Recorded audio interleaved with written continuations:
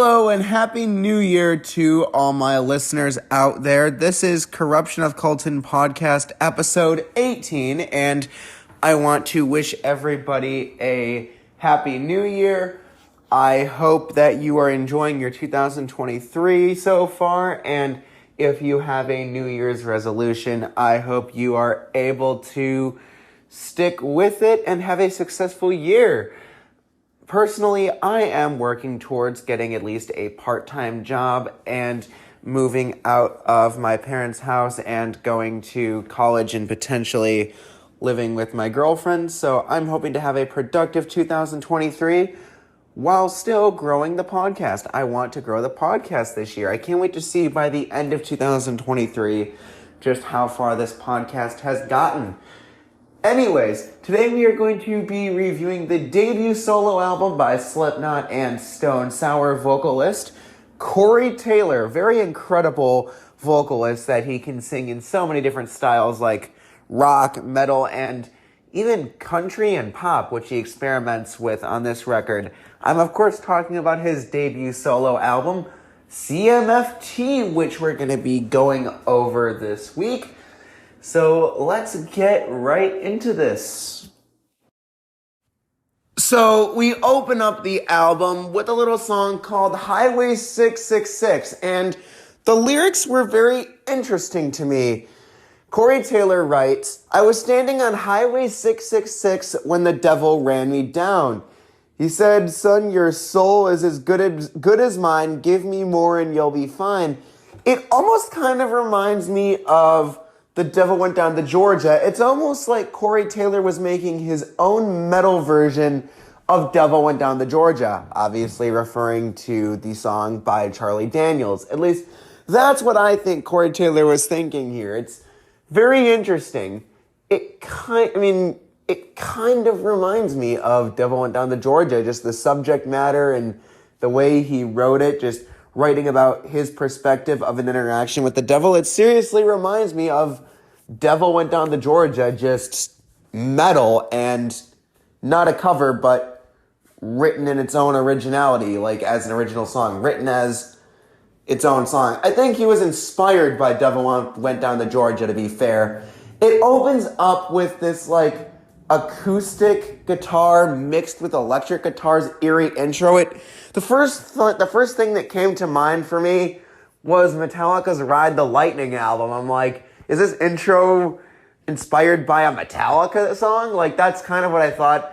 And then it quickly steers into this hard rocker with like fast drums and raging guitars, and it almost kind of sounds like a Stone Sour deep cut. It seriously reminds me of something that could have been on a Stone Sour album, but just didn't make the cut. So he thought, I'll put it on my solo album. And this was quite a treat, by the way, because this was released in 2020 in the midst of the pandemic. So like, it was quite nice. We couldn't get a Slipknot or Stone Sour album, but we were able to get a Corey Taylor project in the pandemic, and that's quite nice. I think this was timed quite well, since Stone Sour and Slipknot couldn't really work on anything together because of the pandemic. So Corey Taylor said, I'm still going to give my fans something, and I admire that. So I really enjoy this track. Highway 666 is great.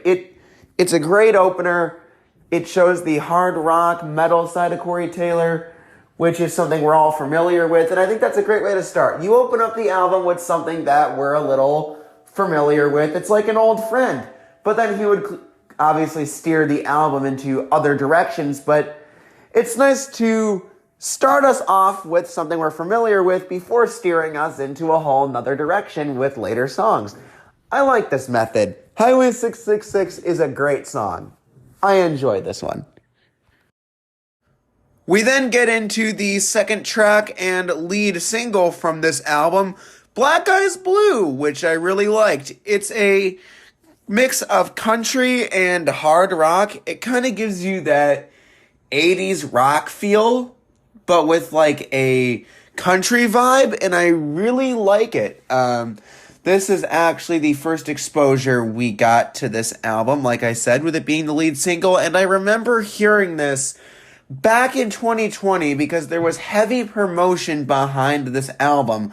Loudwire was constantly covering updates from this album when Corey Taylor would do interviews and tell us, like, what was going on with the album, when it was going to be out, what production he was doing, and, like, how, like, he would tell us about the progress and a little bit of what it's going to sound like, all that. And, I was monitoring this and heavily watching this because I'm a big Corey Taylor fan. I listened to a lot of Slipknot and I was listening to a lot of Stone Sour at the time. So I was definitely intrigued by the idea of a Corey Taylor solo record. I'm a big supporter of artists branching outside their main genre or main band to try something new. He was always known as a metal singer for Slipknot and Stone Sour, so I'm a big advocate for this idea. Kind of like how when Stained broke up and Aaron Lewis wanted to do country music, I'm a big supporter of the idea of Aaron Lewis branching out and doing something different.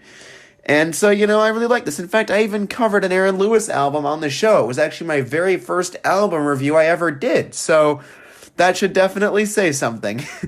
That definitely speaks for how much I support it. Anyway, I really like this song a lot. I really like it when bands mix country and rock together. I think it sounds really cool. I mean, a big example of that is Florida Georgia Line. They're more country based, but you can definitely hear rock influence in their songs.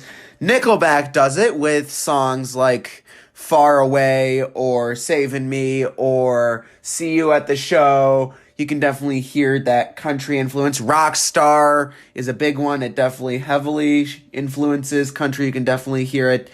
I really love it when bands and artists do that, and this is no exception. This one also has a unique sound. Like, it doesn't quite sound like Nickelback. Like, it doesn't sound like the Nickelback country vibe. I feel like Corey Taylor and Nickelback both have, like, a unique way of doing it. I feel like when a band mixes country and rock, it's very unique because I feel like one band has a very unique way of doing it and another band has a unique way of doing it. They never sound similar when they mix country and rock together. They never sound similar. And I feel like Corey Taylor created his own country rock sound here with this song, or maybe that's just me, and I really enjoy how it sounds. I think it's a great lead single. It's a great way to show that you are expansive. It's a great way to show that you are unique and can experiment. We've always known him as a metal singer, so I think this song really proved that Corey Taylor has talent beyond metal music and that he can sing in different styles. He sings in a completely different style here. It's much more mellow, and there's even sing-along choruses here, which you don't really expect in Slipknot. They have it a little bit in some Slipknot songs. There definitely are, like, mellow choruses because they are a metalcore band, but there's also more scream choruses. And the scream choruses in Slipknot, I feel like, are more common. I'm not saying the mellow choruses aren't there, period, but they're not as common, and most people listen to Slipknot. Not as many people listen to Stone Sour, so they don't hear it as much. I also feel like though Stone Sour has the mellow sing-along choruses, they sound a lot different here. It feels like Corey Taylor's definitely singing it in a different style here. Like, Stone Sour, it's still more in a scream-like style almost, where here it sounds more like he's singing la la la la, like he's definitely singing in a more mellow voice in general. But that's not a bad thing. I love Black Eyes Blue. Let's move on to the next song, which actually is my personal favorite from this album. So we then get into track 3, Samantha's Gone, and while doing research for this song, I found out that Corey Taylor and I actually have something in common. We both really love this song, which I did not expect. Corey Taylor actually was quoted saying this is one of his favorite songs he's ever written. And this is one of my favorite songs Corey Taylor has ever sang. So I think it's funny that we both equally really love this song. I just found that very interesting and really unique. So why do I love it? Well, I love it because if there's anything you guys know about me, it's that I'm a sucker for radio rock. A lot of people call it butt rock, radio rock, and talk about how it sucks. You know, bands like Stained, Nickelback, Puddle of Mud, Creed, Hinder, all of them. They're all made fun of. They're all seen as the butt of the joke in the rock industry just because they make sing-along choruses and simple but very fun, catchy riffs. And some of their songs can even rip out a very epic guitar solo every now and then, and those are the only songs that get praise, and they only get praise for the guitar solos, not for anything else. All because people want their metal songs to be all these intricate stories like Dream Theater songs, or they want them to have these fast, epic riffs like a Slayer song. There's never a middle ground. They never find that music can just be fun, and I don't get why. Now, I love Slayer and Dream Theater. I love when my songs can be intricate, but I want it both. I don't just want intricate songs that tell epic stories. Sometimes I just want to lay back and chill and just listen to a simple on-the-nose song. Is that so wrong? So that's why I enjoy Nickelback and Hinder. It fuels my need for just something simple and fun. And this album captures that feel as well, because this one has a very mellow sing-along chorus and a very simple guitar riff, simple drum beat. It almost kind of reminds me of like a Nickelback song or a Hinder song. It really feels that. It really fuels that vibe. It really feels like that. It really feels like something I would have heard on the radio in the 2000s next to songs like How You Remind Me or She Hates Me by Puddle of Mud or like something like that. Like, this really sounds like it would fit in right next to those on radio stations. And I don't think that's a bad thing. There's definitely an audience for this type of music, and I'm in that audience. I'm in that demographic, but I'm also in the demographic of people that love Slayer, Megadeth, Dream Theater, Mastodon, those more intricate bands. I love them, but I love this just as much, and I don't think that's a bad thing. And that's why this is my favorite song on CMFT. I love that we can get into this album starting with an epic metal song, and then we can slow down and relax and listen to some just radio rock that you can just dance to or sing along to. I like that this album can have a little bit of all of that, but I know that's why some people are going to hate this, for the same reason they hate Nickelback, that there's too much going on, and they're going to hate this for the same reasons that people hate Nickelback, that they can't be consistent to one sound. And tell me, why does it have to be like that? I mean, the way I see it, think about a movie studio. Movie studios like Paramount Pictures, let's take them, for example, make several kinds of movies. Horror movies, comedy movies, they also do animated movies. Movie studios don't get the finger pointed at them for selling out for making different movie types. They don't stick to one genre of movie and then people yell at them, right, for not being authentic enough and not making the same type of movie. I mean, Disney makes basically the same shit movie over and over again, with some good ones, like Lilo and Stitch is freaking amazing. But, Disney movies stick to that one demographic, being kids, but Paramount Plus sticks to many demographics. So why can't bands like Nickelback and Hinder pander to different demographics? Why can't Nickelback have a hard rock song like Feed the Machine or Sight of a Bullet, but then have something like Far Away, which is like a country rock ballad? Why? Why can movie studios get away with doing several different projects, but bands can't get away with it? Explain that to me. Apparently the movie industry and music industry are just very different. They definitely are, because we bitch at musicians, but we don't bitch at movie companies for trying something different. And I think that's ridiculous. They're both entertainment, just different types of entertainment. You could see different bands as the different movie companies. Why can't they try something else for a change? You think they want to make the same music over and over? No. Nickelback has stated that they experimented with their album No Fixed Address because they wanted to try something new. Nickelback is the definition of bands that don't want to make the same thing over and over again. They want to experiment because they want to reach a wider audience and just have fun. They don't want to make, they want to make what they want to make, man, while also pleasing their audience at the same time. They make the hard rockers because that's what they like to make, but then they make the ballads because that's what people like. There's nothing wrong with pleasing everyone.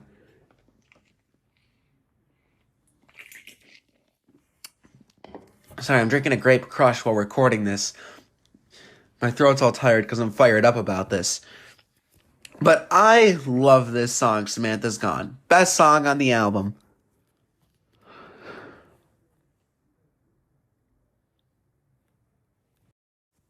This next track, Mini Lux, does an accurate depiction of those songs from the 70s and 80s, 60s, basically the 20th century, where you would sing a vocal and then you would hear an instrument. It kind of reminded me, I don't know why, but it kind of reminded me of the song Heartbreak Hotel by Elvis Presley, where he would sing a lyric and then you would hear like that dun-dun-dun noise from Heartbreak Hotel. We kind of get that here, where Corey Taylor would sing a lyric and then you would hear a guitar riff like dun-dun-dun. And then he would start screaming, Mini Lux, Mini Lux, Mini Lux, and the song would kind of follow this pattern of him doing like this scream metal vocal, followed by like a more mellow vocal, and then a guitar would come in and hit and repeat. And I kind of like that. It's kind of going back to reminding me of rock and roll from the 20th century when this was more common. And I like that. I kind of like the way that this album, or not album, but the way this song portrays what rock was like in the 20th century. This definitely reminds me of 20th century rock. Kind of like the time when Elvis Presley was around, but if metal was around at the time. And I like this. I like this song. I think that it's not the best, though. It's more okay. Like, I like this song, but it's not as exciting or as fun as songs like Black Eyes Blue, Highway 666, or Samantha's Gone that we've heard before. It's more okay. It's good, but it's not a bad song either. There's qualities about it that I like, that I already explained. So there's qualities about this song that I like, but I don't like that this song just kind of does the same thing. Him just screaming, Mini Lux, Mini Lux, Mini Lux, just kind of screaming the same thing over and over again. There are songs that do this well, but the instrumentation doesn't really change. He just kind of repeats the same riff after his vocal, and when he's screaming, it's just kind of the same drum guitar pattern the whole time, and it's just bland. It's not really the best song on the record. It's just kind of okay. That's just how some songs are. I think this is the first time on this show that I've gotten to a song where I think it's just bland. I feel like that's the first time this has happened. I guess we've just gotten into that point in the show where I'm coming across songs that are just kind of alright. And that's how I feel about this one.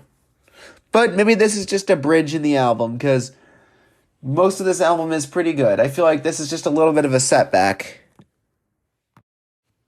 So this next track, Halfway Down, is apparently Corey Taylor's tribute to AC/DC frontman Bon Scott. From what I read, he was just very inspired by Bon Scott and just wanted to write a tribute to him, and I can completely understand that. I actually feel that way about guitarist Eddie Van Halen, because I have some favorite guitar players. Zakk Wylde of Black Label Society and Ozzy Osbourne's band, Ace Frehley of Kiss, and many other guitar players. You know, I'm just heavily inspired by Brian May of Queen, and there's just so many great guitar players out there that inspire us and make us want to learn how to play guitar. Also, Marty Friedman and Chris Poland, who were both guitarists for Megadeth. Even Dave Mustaine himself, who plays guitar in Megadeth and is the frontman. There's just so many musicians out there that inspire us to want to be musicians, and those are some musicians that inspire me to want to learn how to play guitar, even though I'm not really that good at it. I want to push to learn it and push myself to get there, but it's hard. But Eddie Van Halen, as I was saying, is a huge inspire, so I can see why Corey Taylor would write a song about Bon Scott, the person who inspires him. I once wrote a song about Eddie Van Halen right after his death. I just wrote a little song about how talented he was and what a great person and guitar player he was and how he inspired many. I titled the song Eddie, and I actually plan to release it one day. I don't know when or under what label. I still gotta find bandmates to record an album with, but I definitely want to get to being a musician, and I know that'll be one of the first songs that I ever record. It'll probably be on my debut record, because that song's very important to me, and I want to get those emotions out there. And also, I can also understand why I wrote it, because Bon Scott's just great. I mean, he's played on some of the best rock albums of all time. Highway to Hell, Let There Be Rock, Dirty Deeds Done Dirt Cheap, Power Age, which was all the AC/DC albums he played on. But let's not forget my personal favorite, the debut, High Voltage, the very first AC/DC record in America. And I loved High Voltage. I actually have a CD copy of it now. Recently, I got one. And I love the songs on there, like It's a Long Way to the Top, If You Want to Rock and Roll Singer, The Jack, TNT, I'm Dynamite, TNT, Watch Me Explode, just some classic songs. So I can totally see why someone would sing and write about Bon Scott of AC/DC. I think that Bon Scott has inspired many, including vocalists. My main talent is singing. I do a raspy vocal style, kind of like Chad Kroeger of Nickelback. He's definitely inspired my vocal style, but I'm also heavily inspired by Bon Scott. I want to do some songs that sound more bluesy, and I'll probably try to sing it in that style if I can. I even want to do AC/DC covers. I actually want to do a cover of Dirty Deeds Done Dirt Cheap. I really like that album to the point that in my closet, I actually have a t-shirt of the album cover for Dirty Deeds Done Dirt Cheap. I actually have a shirt of it somewhere in my closet. I have a lot of band shirts, and that's one of them, so I think this song is great. This is one of my favorite songs on the album, for sure. Silverfish is another one of my favorite songs from this album, and I think it is one of the best constructed songs from this album. It starts off with this acoustic guitar intro and very soft sang vocals by Corey Taylor over the track, and it's like that until the end of the chorus, where they add in this singing, crying-ish guitar riff, and I really like it. It's kind of like, I really like that riff. I actually want to learn how to play that. And then in the second chorus, we start to add these electric guitars that fuse with the acoustics. And I really like songs that mix acoustic guitars with electric guitars. Some examples would be Don't Know What You Got Till It's Gone by Cinderella, as an example. And I really like songs that can mix that. Savin' Me by Nickelback mixes it as well. There are just some great songs that can mix with that, and this song is another example of that. I love Silverfish. Also, I really relate to the subject matter of Silverfish. Reading the production notes from Corey Taylor, there's actually a website where Corey Taylor gives us a rundown, track by track, of the album, which is where I've gotten most of my information from this album and for it. So this song is about fighting the demons of addiction and depression. And I don't suffer from addictions. However, I do suffer from depression. I do suffer from anxiety and depression in a depressed state at times in life. Especially during the pandemic, I was going through a state of depression of what's the point of living anymore? What's the point of this? And I started to suffer from suicidal thoughts, which pushed me to get therapy, and I decided to find a therapist for that reason. And because I just suffer from emotional issues at times. And this song, I think, really helped me out and would help out tons. I know what it's like from what he's writing in this song. I know what it's like for depression to invade your brain. As much as you try not to be depressed, these suicidal thoughts just invade your mind and just take over your brain. They take over your daily thoughts. They take over your emotions and just ruin your mood. I know exactly what it's like, and I really relate to this song. I know what it's like to be like, what's the point of living when nobody cares, But, I would always I feel like I'd want to be praised. I wanted to do things for people, but that's when I learned sometimes I don't need to do things for other people. I just need to do things for myself because I enjoy doing them. I don't need to do things because other people want me to or for other people to like it. Like this podcast started because I just wanted to make myself happy, believe it or not. That's how this podcast started. I wanted to do something for myself. Something that would be a stress reliever. Something that would help me out. Because discussing music's one of my favorite things to discuss. And so I decided I'm going to start a podcast as a stress reliever. Something that can be a distraction from the emotional issues that I'm going through. And it's really helped me a lot. I have made great progress in my mental health by doing this podcast. 2021, I'd say, was the turnaround of my mental health. I really started to be in a mental state because of this podcast. This podcast has, I don't want to say saved my life, but definitely has helped significantly in my journey to being happy in life. And this has really helped. My girlfriend has helped significantly too. But, this podcast also, it's just significantly helped me. And if you're suffering, any listeners out there, if you're suffering with some kind of emotional issue, listen to this song. It might speak to you and you'll realize you're just not alone in that situation of being depressed and anxious. Or if you're going through some kind of addiction issue, maybe drugs, alcohol, whatever it may be, listen to this song, Silverfish by Corey Taylor off his debut solo album, CMFT. It just may help you out. This next track, called Kansas, is about making it home to a loved one. This is another song that mixes acoustics with electrics. And again, I'm all here for it. I love it. I love it so much. But this song I also relate to. It's about making it home to a loved one. And I can relate because I'm in a long distance relationship. I live in Illinois. My girlfriend lives with her adopted parents down in Missouri. Actually in a very country town, like a countryside of Missouri, very small town. It's a more rural area. There's not really much going on. It's countryside. The closest town I think is like 30 minutes away. That's aside the point. But the point is, I know what it's like to miss a loved one. And I know what it's like to just go home to them. Like I remember her mom works out here in Illinois where I live at.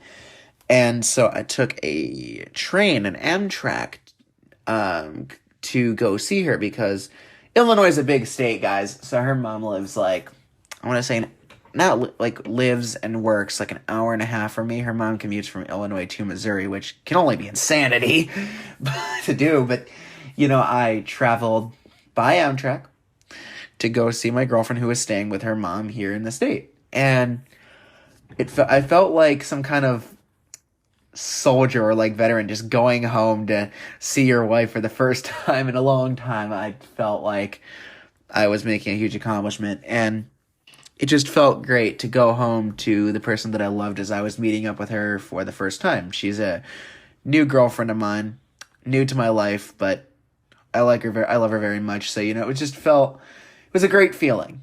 And this song, I think, captures that feeling. Kansas is a great song from this album. If anybody's missing a loved one, I would definitely recommend checking this out. It pulls at the heartstrings and can help get you through the day. It helps me get through the day. I actually might send it to my girlfriend after I record this. As I'm just listening to this album for the first time in a while, so I'm actually going to send her the link to this after I get this episode up. Kansas is a good song. This next song, Culture Head, has a very fun production note, actually. Apparently, Corey Taylor writes, I was just driving in my car and I heard this machine doing the sound that we recreated on the drums. So apparently he was hearing some kind of like machine noise that they ended up recreating on the drums, and that's how we got that noise that we got for the drum intro on Culture Head. So I thought that was pretty cool. And he notes that it's a song about just saying that you're full of shit. And you can definitely hear that in the lyrics, that this song is just about knowing that someone is just full of shit. They are just an abuser. You hear like lyrics about like abuse and relationships in the lyrics, and it's just about a person that's just an absolute piece of shit. And I can completely relate to that. I had a ex-girlfriend who was just absolutely full of herself. I'm not gonna say her name and throw her under the bus, but I'll tell you, she was a jackass. She and her and I were dating for, I want to say 2 months, but she was seeing multiple men at once. I actually want to share this story. So I've probably told it before here on the podcast, but I'll tell it again for the new listeners. She on Facebook, okay, on Facebook, it was her birthday, and she told me she was just going to the beach with friends, and then I see this, my friend sees this post, and he sends me a screenshot of it, and it's this guy, alright, and grabbing her waist and ass. I'm not even sugarcoating the image. That's literally the image that was screenshotted to me. And I was like, who the fuck is this guy, right? Like, I'm just like, what the? So, I messaged my girlfriend on messages. She doesn't respond. So I send her the post on Messenger, and she immediately responds. She's like, it's not what you think. He's just a friend. And I'm like, yes, just a friend, just grabbing your waist. I'm like, I have some female friends, right? Okay, I have a few. I'm friends with a few women, and the women that I'm friends with, I don't go up to them and greet them by grabbing their waists and grabbing a handful of their ass. If I did, that would be quite a weird thing for me to do. I think I would probably have to register as a sex offender. Probably. I would probably be registering. They would probably call the cops. Probably. I would probably have to register with a sex offense in my name if I did such in creepy things, right? You know, that's just not appropriate. So I don't get how she said that I'm her boyfriend, but she lets guys do this, which clearly proves that she clearly wasn't bothered by it, by the look on her face. And the fact that she would post it online shows that she clearly didn't care. So I messaged the guy himself, and we start talking, and I find out, I'm like, you dating her? And he's like, oh no, I was like, you dating so-and-so? And he's like, yeah. And I'm like, so am I. And he's like, not again. So clearly he knew that he's been getting cheated on. He actually mentions that it's happened to him, like, I'm like the sixth guy to go to him, right? And I'm like, you get cheated on multiple times, and you're just like, this is a typical Tuesday for me.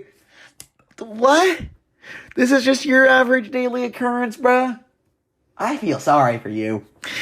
In fact, I remember one time, this happened, by the way, like around like midnight or so, he calls up her dad, who we get in a group messenger call and just comes to yell at me and just calls me like all kinds of like slurs and obscenities. So I start calling him these names back, blah, blah, blah. Like and him and I are just going at it with each other. Probably not my most mature moment, but this dude's being a fucking dick. So I'm gonna be a dick back. And this was just one of the most absurd days. I love telling this story. I should tell it as like a YouTube story time at some point. I love telling this story to people because it's just so absurd to, just say, oh yeah, my girlfriend cheated on me and then her dad called me a bunch of obscenities. It's just an absurd event to tell. It's pretty funny though. But yeah, that is my experience with that, and that's why I can relate to this song, Culture Head. I wish I didn't relate to it, but I do. Anyways, let's move on to the next one. So, I read the title to this next song, and I had to do a double take. I had to make sure that what I read was correct. So I held my phone up to my face, and I look at it. And sure enough, it says, everybody dies on my birthday. I'm sorry, I can't read this with a straight face. I can't say this with a straight face either. Okay, the title is Everybody Dies on my birthday. Okay, let me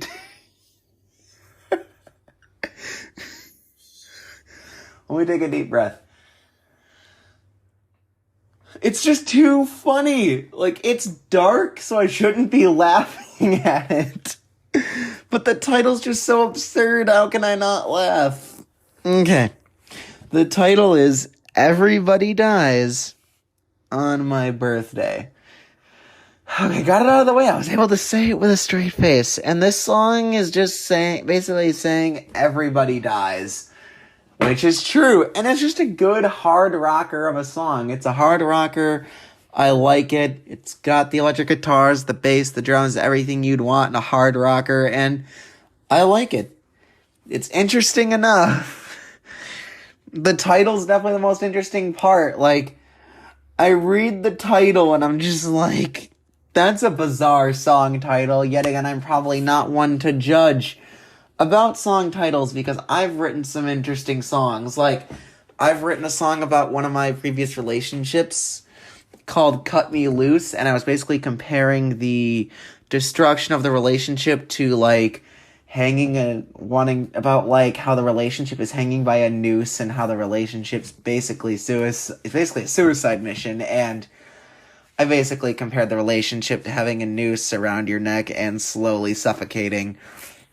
And so I'm probably not one to judge. Or the fact that I've written a political song called Eaten Alive, which you would think is a cannibalistic song, but is actually about how the economy is eating at our finances and eating at all our money. So probably, if I ever make it as a famous musician and I release the song, and if I have fans, one of my fans, if I have them, is going to come back to this podcast. And they're gonna go, you're judging a Corey Taylor song title? You're one to judge. You wrote a song called Eaten Alive, you son of a bitch! So probably not one to judge, honestly. But good song nonetheless. I like it. So the next track on this album, track 10, is titled The Maria of Fire, however I'm supposed to say that. And it's, according to Corey Taylor and album notes, it is a personal song about his previous relationship. I don't really know what was good or bad about the relationship. I couldn't really decipher it from the lyrics. The only information he really gave us while reading the article on this album, which, by the way, I'm going to put in the description of this episode a link to the article where Corey Taylor gives us a rundown of each track. It's a link to the website Metal Hammer.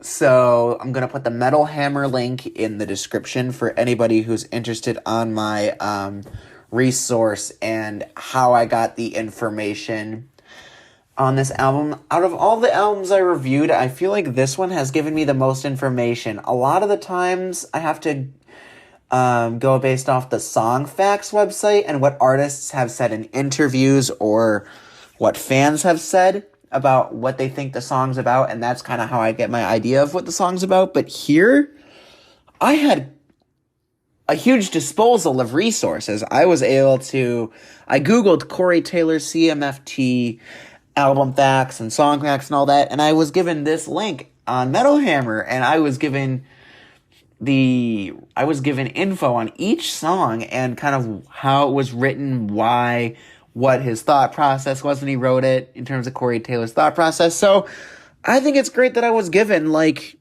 full on from Corey Taylor himself, just full on details about each song, which I think is great. You don't see that a lot.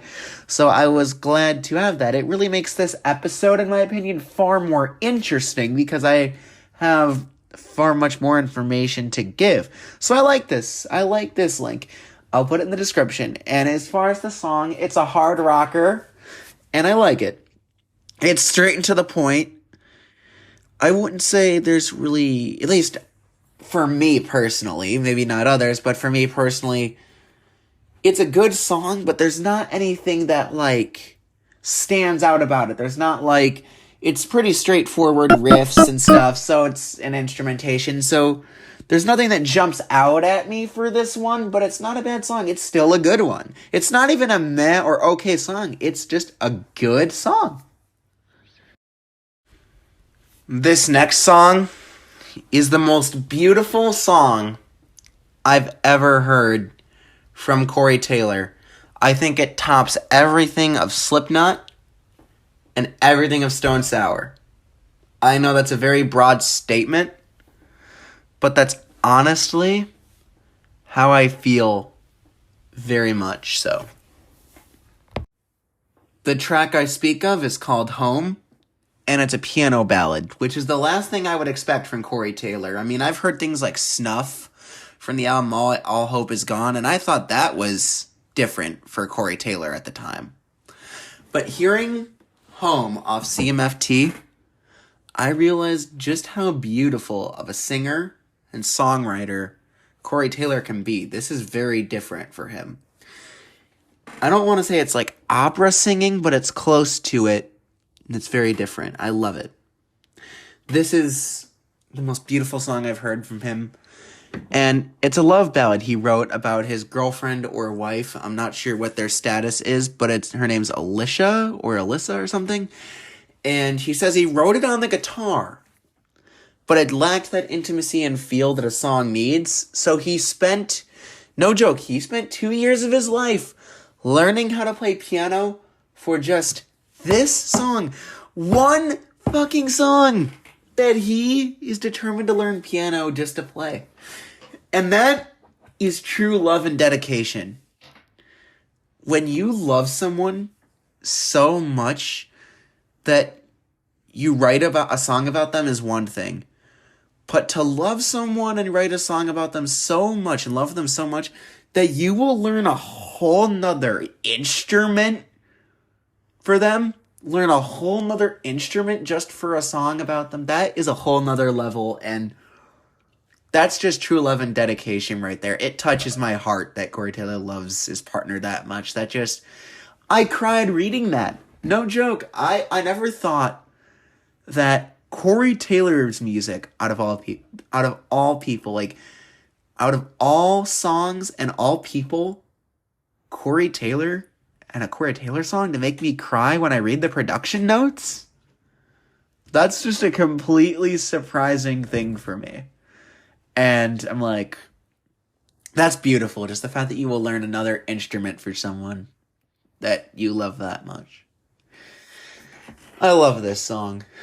This is truly beautiful. I want to read you some lyrics from it as well that really touched my heart because I cried listening to this as well. I listened to it like 3 or 4 times. I want to read you some lyrics that I picked up. I know there's something on your mind. I know you've given up at least 1,000 times. I know you were always there for me. It's all together. Now fill my life and give me eyes to see. I don't know if I can change. I don't know what to believe. But I know I can find my way if you confide in me. Absolutely beautiful. Beautiful lyrics by Corey Taylor. I love this piano ballad. This is charming. It's beautiful. It touches my heart. I don't know how else to describe it. Let's just move on to the next song before I completely lose it and cry on the podcast. CMFT is a track that actually contains traces of hip-hop, which is the last thing I would expect from Corey Taylor, aside from the piano ballad that we just talked about. But I also did not expect traces of hip-hop with electric guitars. It's like rap metal or hip-hop metal or however you want to describe it. It's very interesting. He says that some of the influences for the instrumentation were bands like Anthrax, which I can totally see in the instrumentation, especially in the drumming and guitar work. Mainly the drumming. It's very Charlie Benante-ish, if that makes sense. This song, from the production notes, he said, is that this song is a big fuck you to the people that think they know him. And I can totally understand what that's like. There's always that one person in our lives that thinks they know us or thinks they know who we are, but they have the slightest idea. So I totally know what that's like. It's always people saying, oh, I know what you're going through. I know exactly what it's like. No, you don't. Like, I'm a blind person. I'm visually impaired, to be exact. So I have some vision, but I always hear from people, oh, I know what it's like to not be able to see. No, you don't. You're sighted. You don't know what it's like to ram into shit. You don't know what it's like to be denied access to things because you're visually impaired or blind. You know, there's people that don't want you to learn how to cook because they think you can't do it. There's people that think you can't go on public transportation on your own or cross the street on your own or travel outside the home without supervision in general because they think you can't do it. So, no, these people really don't know what it's like to be a disabled person. They like to think they do. They don't. And so I totally relate to this song here, CMFT Must Be Stopped. It's great. It's a great song. I relate to it. This is in my top 5 favorites. But let's move on to the last track, which is hilarious to me and I think was put there just for the sake of comedy. Okay, this is the second instance we've run into on this album where I've had to read the song title twice. Obviously, that happened with Everybody Dies on My Birthday, and now that has happened with European Tour Bus Bathroom Song. I'm surprised I was able to say that with a straight face the first time, because I could not hold a straight face while repeating it to myself earlier before I started recording. Just reading the title I'm just like, this is the weirdest shit I've ever seen. European Tour Bus Bathroom Song. But if that title's not funny enough, I want to read you what Corey Taylor said about the song, because that's even funnier, in my opinion. There's the same sign on every toilet or every bathroom on every European tour bus. Please do not put paper in toilet. Please put it in the bin provided. Okay? And that's just a fun fact in itself. I did not know this. Yet again, I've never gone on a tour to Europe. I've never toured Europe in a band before, so I obviously wouldn't know, but that's good to know, I guess. There's always a bin provided. Okay, good to know. Anyways, moving on. When you try to use the bathroom without getting piss all over yourself, and if you stare at the sun long enough, you end up writing hardcore punk rock music to it. That's just the funniest thing I've ever read. Someone's saying that they got inspired to write a punk rock song by staring at a sign in a bathroom. That is... I see where you get the title now. Oh man, that's just funny. I even love how he starts the song by just screaming, European Tour Bus Bathroom Song! I just love how he just starts the song with that line. That's just great. And it's a simple punk rock song. This is a punk rock song, really. I don't really know what the lyrics are about. Maybe the sign itself. But I think it's pretty funny how this song originated. That this song wouldn't exist if Corey Taylor wasn't staring at a European toilet bathroom sign. That's just wonderful. But yeah, this is a basic punk rock song. Kind of reminds me of 80s punk rock music. I think he said that's what this is an homage to. And I like it. It even has that 80s punk rock feel while still being modernized. So I like it. I think it's a good song. I think it's a good way to end the album. I like the drumming. It's very, very fast, very punk rock-like, and it's actually my favorite part of the song. It has to be the drum part. Now I want to learn how to play drums because I want to learn how to play that. God damn it!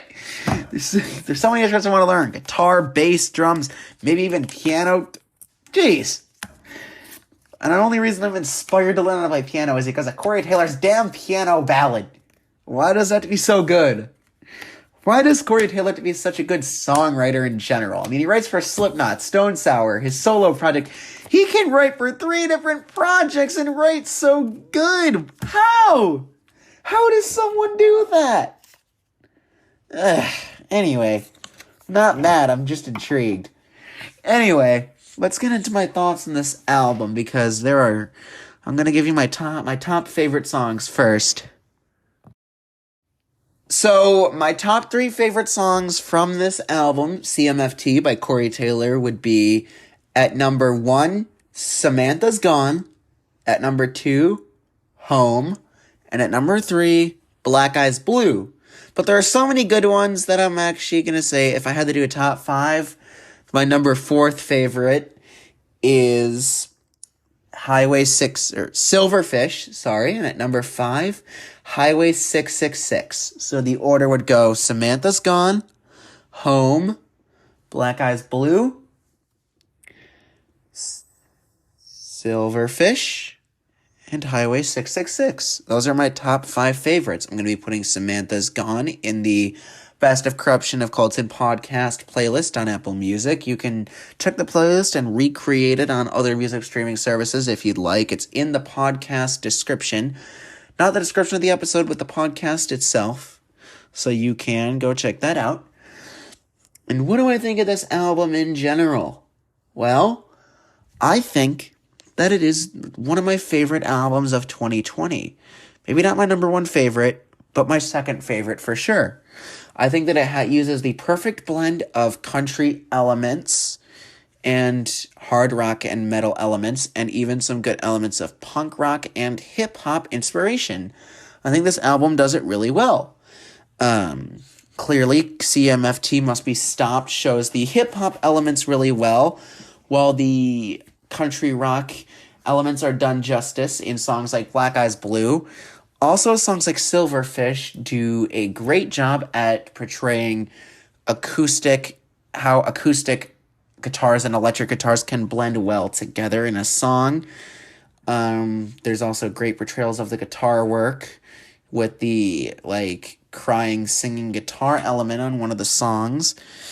This album is just great, and I just love how funny it is. I mean, you've got funny songs like Everybody Does on My Birthday and European Tour Bus Bathroom Song. Still can't get over those titles. They're so funny. They're great. I give this album an 8.5 and a half, an 8.5 out of 10. The only reason it didn't get a 9 or 10, the only thing that really took the album down a peg is that one song that was just kind of meh.